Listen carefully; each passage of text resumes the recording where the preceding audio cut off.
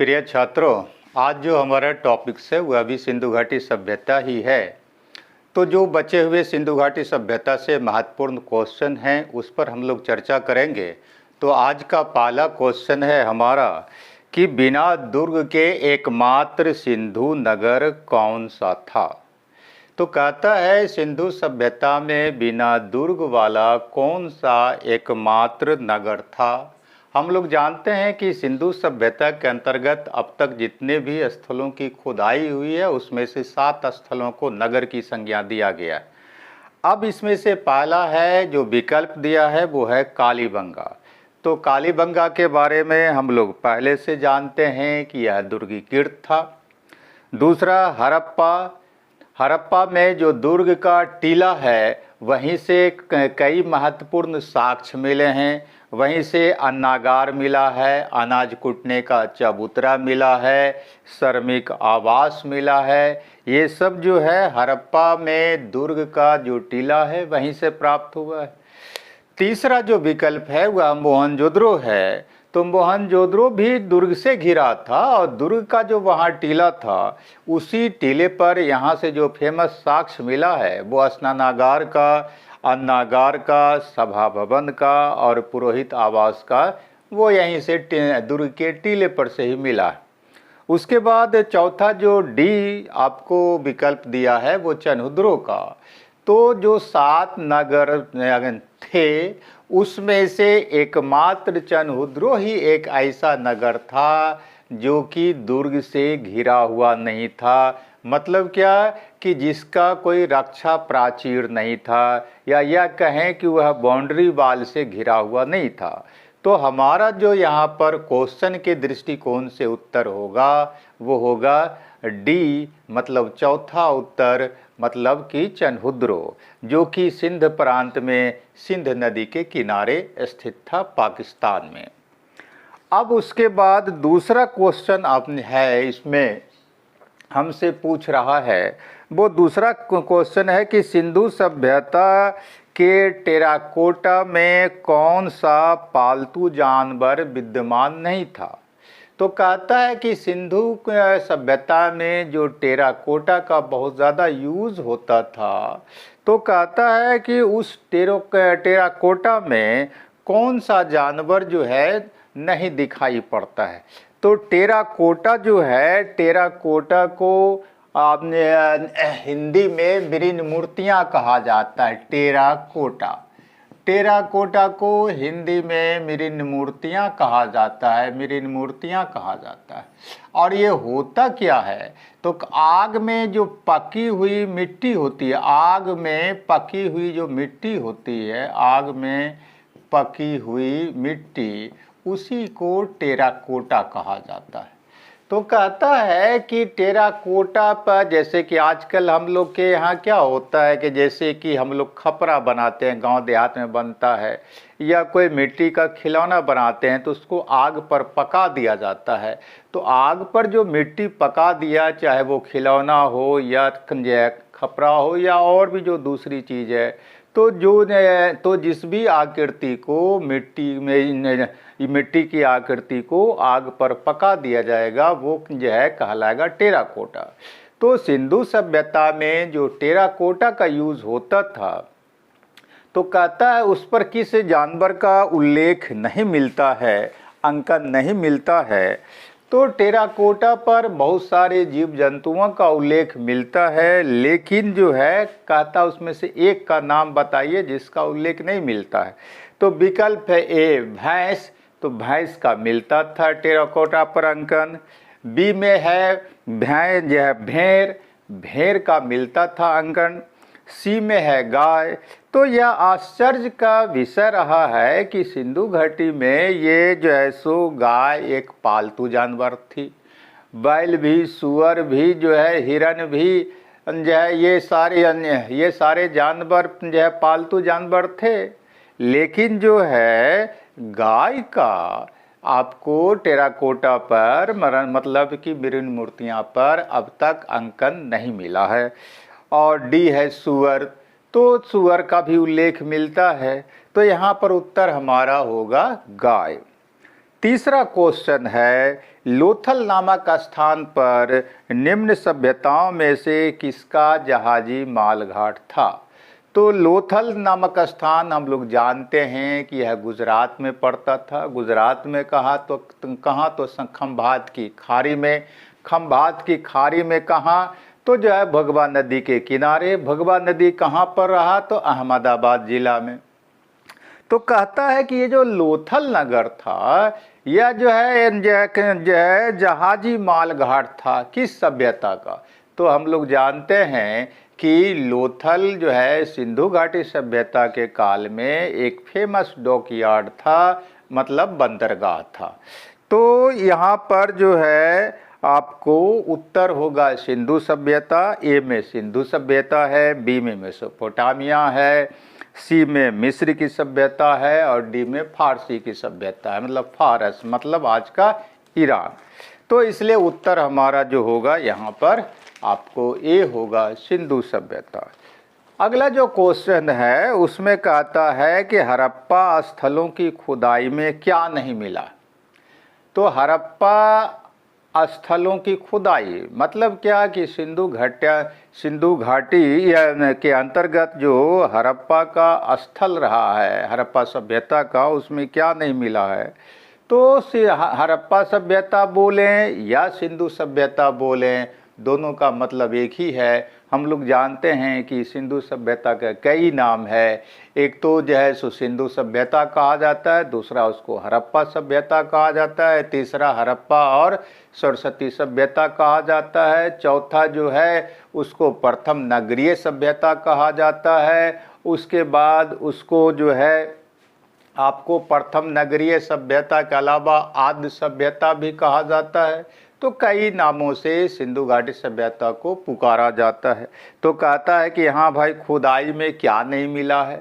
तो ये में है नालियाँ और कुएं। हम जानते हैं कि सिंधु सभ्यता एक शहरी सभ्यता थी और जो घर बने होते थे वहाँ जो है सो घरों से पानी निकासी का पूरा इंतजाम होता था। सड़कों तक वो पानी आता था नाली के माध्यम से, और जो है प्रत्येक घरों में जो है कुआं होता था। तो इसलिए ये तो जो है सो होता ही था। बी दुर्ग, हम लोग जानते हैं कि 7 नगर जो मिले हैं, 7 में केवल एक जो है आपको चनहुद्रो दुर्गीकृत नहीं था, मतलब दुर्गों से घिरा हुआ नहीं था। नहीं तो हड़प्पा, मोहनजोदड़ो जो है आपको लोथल, बनमाली, ये सारे जो स्थल थे, चनहुद्रो, ये सारे के सारे दुर्गों से घिरे होते थे। उसके बाद सी कहता है कि धान्यागार मतलब कि अन्नागार। तो धान्यागार को ही अन्यागार कहा जाता है। गरेंद्री, हम जानते हैं कि हड़प्पा में जो है विशाल अन्नागार होता था। डी है इसका विकल्प, कहता है शिखर सहित मंदिर। तो हड़प्पा सभ्यता या सिंधु घाटी सभ्यता के अंतर्गत जितने भी हजारों मतलब 2000 से ज़्यादा स्थल मिल चुके हैं, उन स्थलों में से कहीं भी मंदिर का कोई साक्ष्य नहीं मिला है। इसलिए हमारा उत्तर जो होगा वो डी, शिखर सहित मंदिर। उसके बाद पांचवा अगला क्वेश्चन है कि किस पदार्थ का उपयोग हड़प्पा काल की मुद्राओं के निर्माण में मुख्य रूप से किया गया था? तो मुद्राओं के निर्माण में किया गया था। ए में है टेराकोटा मतलब वही मृण मूर्ति। बी में तो हम लोग जानते हैं कि सिंधु घाटी सभ्यता में टेराकोटा का बहुत ज़्यादा उपयोग हुआ था मुद्रा और मुद्रांक के बनाने में। बी कांसा, तो यह कांस्य युगीन सभ्यता था और कांसा से जो चीज़ बनता था मेनली उपकरण और औजार बना करता था, मुद्रा नहीं बनता था। सी तांबा, तो तांबा का डायरेक्ट यूज़ नहीं होता था बल्कि तांबा का यूज टीना के साथ मिलाकर किया जाता था ताकि कांसा तैयार हो सके और उसके बाद कांसा से उपकरण बनाया जाए। और डी में है लोहा। लोहा हम लोग जानते हैं कि उत्तर वैदिक काल में भारत में आगमन होता है लोहे का 950 BC के आसपास। इसलिए उत्तर जो हमारा होगा ए, टेराकोटा। उसके बाद अगला क्वेश्चन है कि हड़प्पा वासी किस वस्तु के उत्पादन में सर्वप्रथम थे? ए है मुद्राएं, मतलब उसको यहाँ पर मुद्रांक बोल सकते हैं, सील बोल सकते हैं। तो ये जो है मेसोपोटामिया में पहले आ चुका था, और मेसोपोटामिया की सभ्यता को दुनिया की सबसे पुरानी सभ्यता कहा जाता है, जिसका उदय लगभग 3500 BC के आसपास हुआ था। उसके बाद जो है आपको कांसे के औजार जो है भारत में आने से पहले चीन की सभ्यता में आ चुका था, मेसोपोटामिया की सभ्यता में आ चुका था। उसके बाद सी है कपास। तो कपास का उत्पादन सिंधु घाटी सभ्यता में मूल रूप से शुरू हुआ था, इसलिए जो है यूनान के लोगों ने सिंध क्षेत्र को सिंडन कहना शुरू कर दिया, क्योंकि वो कपास सिंध क्षेत्र को आपको सिंध नहीं कह पाते थे, तो सिंडन कहना शुरू कर दिया, और कपास का वो लोग उच्चारण सिंडन कर पाते थे। जौ, तो जौ में जैसो मूल फसल यहाँ का नहीं रहा। तो कहने का मतलब कि हड़प्पा वासी किस वस्तु के उत्पादन में सर्वप्रथम थे, तो आपको कपास का, मतलब कपास मूल रूप से भारत का फसल है। उसके बाद अगला क्वेश्चन है, सिंधु घाटी सभ्यता की प्रमुख विशेषताएं थी। ए में नगरीय योजना। हम लोग जानते हैं कि सिंधु घाटी सभ्यता की सबसे बड़ी विशेषता उसकी नगरीय योजना प्रणाली थी, और वो आधुनिक कॉलोनी की तरह बसा होता था। तो ए ये विकल्प है। बी सड़क के किनारे जैसो कुएं बने होते थे, तो सड़क भी होता था, सड़क एक दूसरे को समकोण पर काटता था, और कुआं जैसो बना होता था, यह भी सही है। सी पानी और गंदगी की निकासी प्रणाली। हर एक घरों से पानी की निकासी का इंतजाम होता था, जो कि सड़कों तक आता था, मोरी के द्वारा, नाली के द्वारा बना हुआ, और फिर जो है सड़क पर आकर के मेन होल में वो पानी गिर जाता था। तो यह भी है। और डी पक्के मकान। तो पक्के मकान जो है होते ही थे सिंधु घाटी सभ्यता में, केवल कालीबंगा में पक्के मकान नहीं होते थे, वहाँ कच्ची ईंटों के बने होते थे।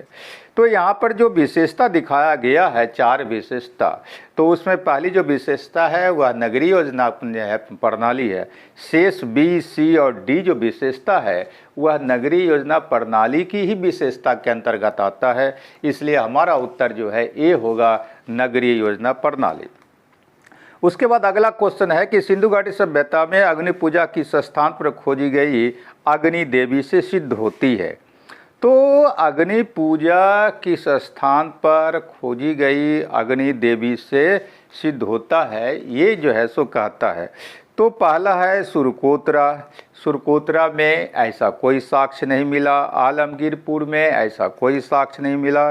कालीबंगा में जो है केवल कालीबंगा ही नहीं, बल्कि कालीबंगा के साथ लोथल और बनवाली, इन तीनों जगहों पर जो है आपको अग्नि पूजा का साक्ष्य मिलता है। और चौथा विकल्प है चन्हुद्रो। तो जो 4 विकल्प है, सुरकोतरा, आलमगीरपुर, कालीबंगा और चन्हुद्रो, उस हिसाब से हमारा उत्तर यहाँ पर होगा कालीबंगा। अन्यथा अगर पूछता कहाँ कहाँ से हमें साक्ष्य मिला है, तो कालीबंगा बोलते, लोथल बोलते और बंदवाली। कालीबंगा राजस्थान में, लोथल गुजरात में और बनवाली हरियाणा हिसार जिला में। अगला क्वेश्चन है, सिंधु घाटी की खुदाई में मिले अवशेषों में तत्कालीन व्यापारिक और आर्थिक विकास के द्योतक निम्न में से कौन से हैं। मतलब क्या कि सिंधु घाटी सभ्यता का जो आर्थिक और व्यापारिक विकास हुआ था, कहता है उसका परिचायक क्या है। ए में कहता है मिट्टी के बर्तन। तो मिट्टी के बर्तन तो प्राचीन काल में सिंधु घाटी के सभ्यता के बाद भी बनते थे और पहले भी बनते थे। दूसरा है मुद्राएं। और तो मुद्राएं मतलब मुद्रांक, सील वगैरह। तो ये जो है हम जानते हैं कि सिंधु घाटी सभ्यता में मुद्रा, सिक्का की बात अगर करें तो धातु का बना हुआ नहीं होता था, मिट्टी वगैरह के बने होते थे।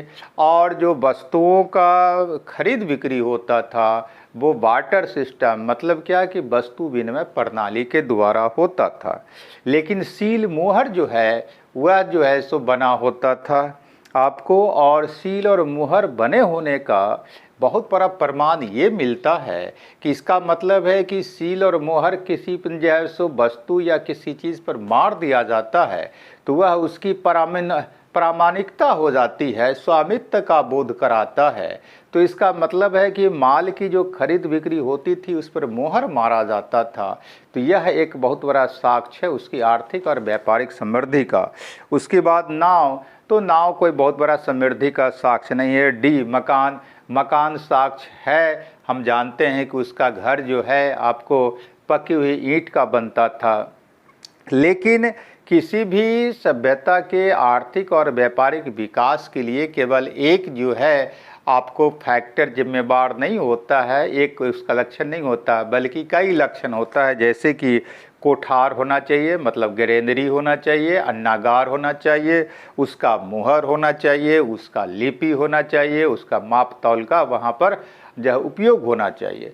तो अन्नागार, कोठन, अन्नागार होना चाहिए, मुहर होना चाहिए, लिपि होना चाहिए, माप तौल का व्यवस्था होना चाहिए। तो ये सारा व्यवस्था मिल करके किसी भी सभ्यता के आर्थिक और व्यापारिक समृद्धि को आगे बढ़ाता है। लेकिन यहाँ पर जो है अब जो विकल्प दिया है उसमें बी विकल्प मुद्राएं हैं, मतलब सील यहाँ पर मुहर उसको माना जाएगा, वो ये जो है सबसे ज़्यादा सटीक उत्तर होगा।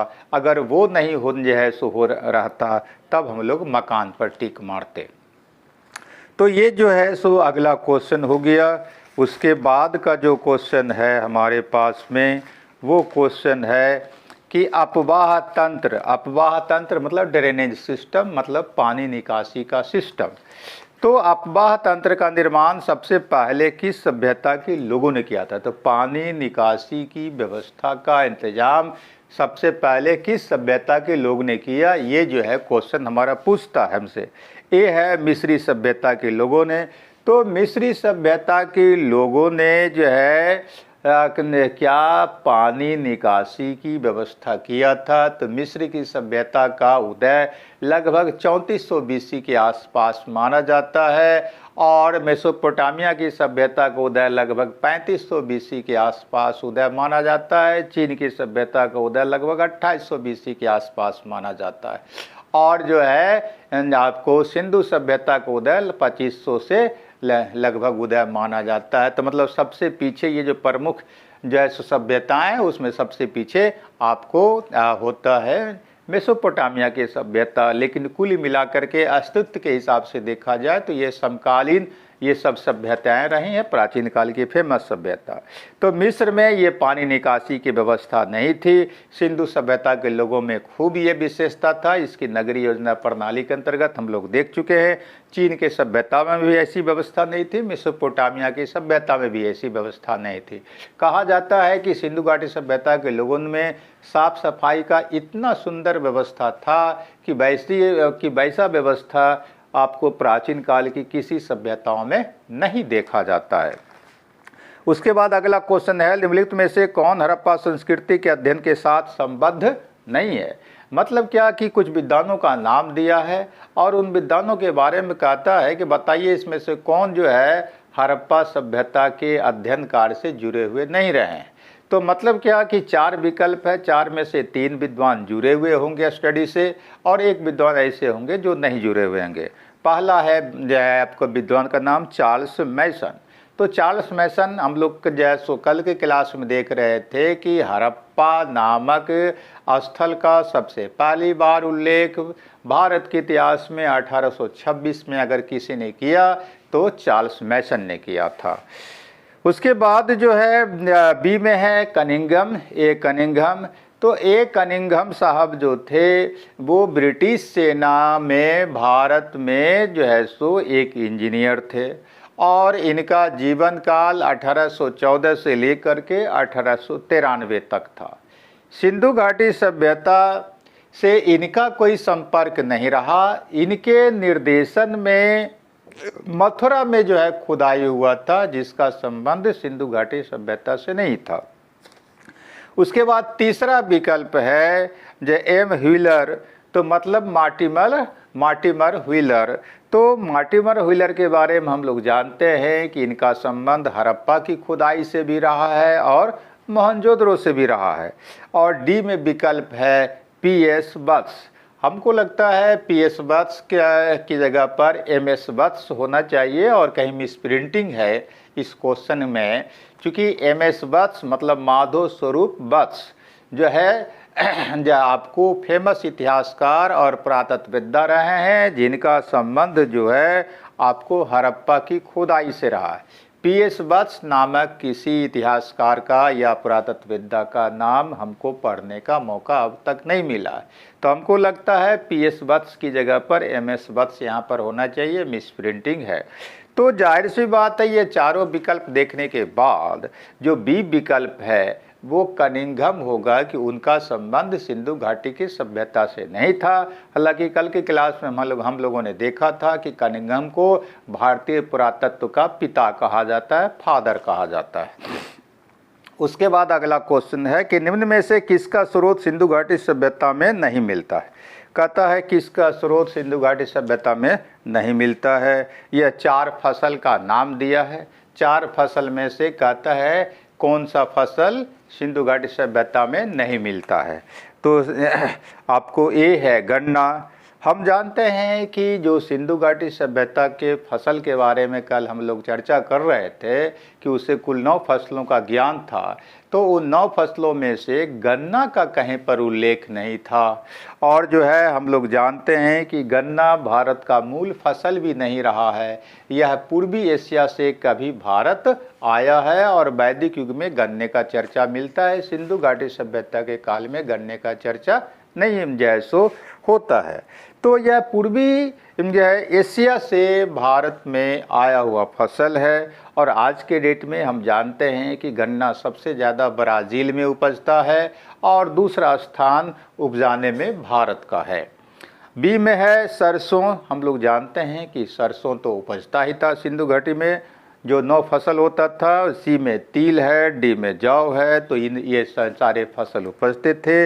उत्तर में होगा ए आपको गन्ना, जो कि नहीं उपजता था आपको सिंधु घाटी सभ्यता में। वैसे हम लोग जानते हैं कि यह जानते हैं कि गेहूं भी भारत का मूल फसल नहीं है, यह तुर्की, सीरिया और जॉर्डन से भारत आया है। चावल, ये मक्का जो है वह मैक्सिको से आया है और जो है चावल चीन से भारत आया है और चाय भी चीन से भारत आया है। अगला क्वेश्चन है कि सिंधु घाटी के लोगों की एक महत्वपूर्ण रचना किसकी मूर्ति थी। मतलब क्या है कि ये कला की बात कर रहा है यहाँ पर कि सिंधु घाटी सभ्यता में जो मूर्ति मिली है वो जो है किसकी मूर्ति है, ये क्वेश्चन पूछ रहा है। ए में है नटराज। तो नटराज शिव का ही दूसरा नाम है और नटराज का जो रूप है शिव जी का वो एक बेहतरीन डांसर के रूप में है।